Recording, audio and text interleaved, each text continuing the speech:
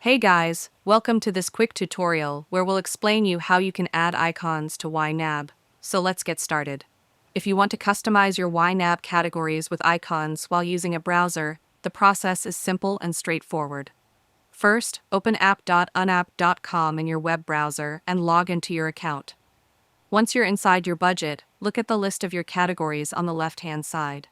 Click directly on the category name you want to edit. This will make the text field editable. Now, to insert an icon, you need to open your emoji keyboard. On a Windows computer, you can do this by pressing Windows key plus V, as long as clipboard history is enabled. Alternatively, you can also use Windows key plus period, which works universally across most setups. This will bring up a small emoji panel where you can select the symbol you want. Just click on your desired icon, and it will appear in the category name.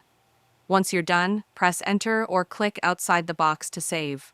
The icon will now be part of your category title and will sync across to your mobile app as well, making your budget more visually organized and personalized.